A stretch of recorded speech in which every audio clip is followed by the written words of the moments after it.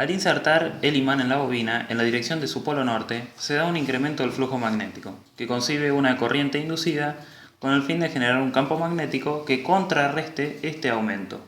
La dirección del campo inducido será opuesta a la del campo del imán. Por su parte, cuando se retira el imán, disminuye el flujo magnético, creando una corriente inducida, pero esta vez en sentido contrario al anterior. En resumen, la corriente inducida fue originada debido a la variación del flujo magnético dada por el paso del imán. La misma tendrá un sentido u otro según cómo se desplace el imán o el polo que se inserte primero. Es destacable que la intensidad de corriente será más fuerte en tanto mayor sea la velocidad de desplazamiento del imán dentro de la bobina. Al momento de cerrar la llave del circuito armado, el tester indicará una determinada diferencia de potencial, que es muy pequeña.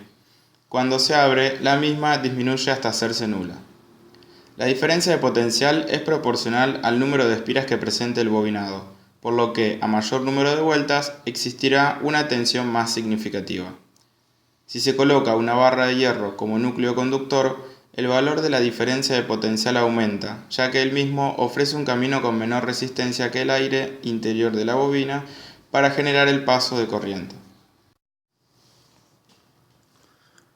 Considerando un campo magnético uniforme, se introduce un conductor en el mismo.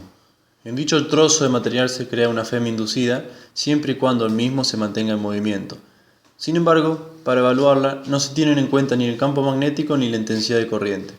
Sí se evalúa, por su parte, la variación de la superficie que atraviesa el campo, que es la que ocasiona la variación del flujo magnético, y esta última la diferencia de potencial observada. Mayor sea la rapidez con la que cambia el flujo, mayor será la FEM inducida. E incluso no será lo mismo desplazar el conductor en un sentido o en el otro, ya que si bien la FEM tiene la misma magnitud, su signo será distinto. El transformador es un dispositivo eléctrico que permite modificar una determinada diferencia potencial y llevarla a un valor menor, o viceversa, debido a la interacción de campos magnéticos. Su construcción consta de dos o más bobinados de alambre, primarios y secundarios, aislados entre sí eléctricamente y por lo general arrollados alrededor de un mismo núcleo de material ferromagnético, como por ejemplo hierro.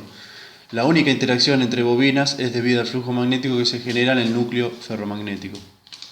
Si se aplica una fuerza electromotriz alterna en el bobinado primario, las variaciones de intensidad y sentido de la corriente alterna crearán un campo magnético variable dependiendo de la frecuencia de la corriente. Este campo magnético variable originará, por inducción electromagnética, la aparición de una fuerza electromotriz en los extremos del devanado secundario. 25 voltios, porque este tiene mucho más espira que este. ¿Ves? Alimento en este, que tengo solamente, no sé, ahí dice 13 y sale 35.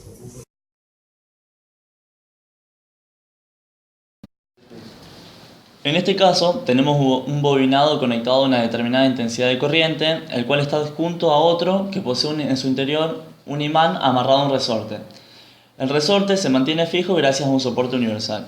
Cuando realizamos un movimiento oscilante con un imán dentro de la bobina, se genera una FEM inducida, lo que permite que circule una corriente variable, generando así un campo magnético variable. Gracias a este fenómeno, observamos que el resorte se mueve por la vibración del imán dentro de la bobina.